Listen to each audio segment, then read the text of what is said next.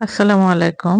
Fruit custard with সাবুদানা তৈরির জন্য প্রথমে আমি প্যানে ১ লিটারের মতো পানি নিয়েছি। এখানে যখন পানিগুলো ফুটে উঠেছে তার মধ্যে ১ কাপের মতো সাবুদানা দিয়ে দিয়েছি। বেশি পানি দেওয়ার কারণ যেন সাবুদানাগুলো লেগে না যায়। এই ফাঁকে ফ্রুটগুলো দেখে দিলাম। সাবুদানাগুলো ৫-৬ মিনিট ফুটানোর পরে এগুলো সিদ্ধ হয়ে আসলে দেখুন কালার চেঞ্জ হয়। এটাকে ছেঁকে নিব এবং ঠান্ডা পানি দিয়ে ধুয়ে নিব। যাতে আঠালো ভাবের জন্য এগুলো না লেগে যায়। অন্যদিকে কড়াইয়ে আমি ১/২ লিটারের উপরে দুধ নিয়ে নিয়েছি। এগুলো ফুটে উঠলে কুসুম গরম পানিতে ২ চামচ ভেজানো কাস্টার্ড পাউডার আমি এর মধ্যে দিয়ে দিয়েছি। আবার যখন ফুটে উঠবে তখন আমি সাবুদানাগুলো দিয়ে দিলাম, সিদ্ধ করা সাবুদানাগুলো দিয়ে দিলাম এবং স্বাদমতো আমি চিনি দিয়ে দিব। আমি যেমন মিষ্টি খাই সে পরিমাণে চিনি দিব। আপনারা যে যেমন মিষ্টি খান সেইভাবে চিনি ব্যবহার করবেন। মিষ্টি বেশি খেলে চিনি বেশি দিবেন, কম খেলে কম দিবেন।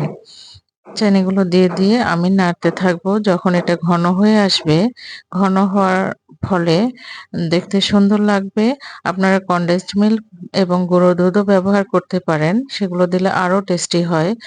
আমি শুধু দেখিয়ে দিয়েছি ঘরে থাকা উপকরণগুলো দিয়ে আমরা কিভাবে কাস্টার্ড তৈরি করতে পারি।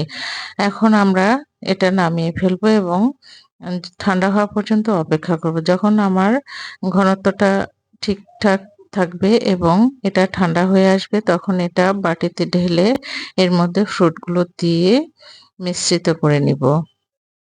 বাটিতে ঢাললাম, এখন ফ্রুটগুলো দিয়ে দিচ্ছি। দেখুন দিয়ে দিলাম পেয়ারা, কলা, বেদেনা, তারপরে আপেল, আঙুর, চেরি প্লাস হচ্ছে কমলা। আমের সময় আম দিতে পারেন, কাঁঠালের সময় কাঁঠাল দিতে পারেন, পেঁপে দিতে পারেন। বিভিন্ন কালার যখন এড হয় তখন এটা দেখতে চমৎকার লাগে। হেলথি ফুড বাচ্চারাও খুব পছন্দ করে এবং বড়রাও খুব পছন্দ করে। আমরা খুব পছন্দ করি। দেখুন এটা খুবই হেলথি ফুড। আপনারা রোজার মধ্যে এটা রেগুলার ব্যবহার করতে পারেন। আবার ঈদের সময় এটা সার্ভ করলে সবাই বেশ তৃপ্তি সহকারে খেতে পারে। ভিডিওটি পছন্দ হলে লাইক দিবেন, শেয়ার করবেন আর চ্যানেলটি সাবস্ক্রাইব করে পাশে থাকবেন। ধন্যবাদ।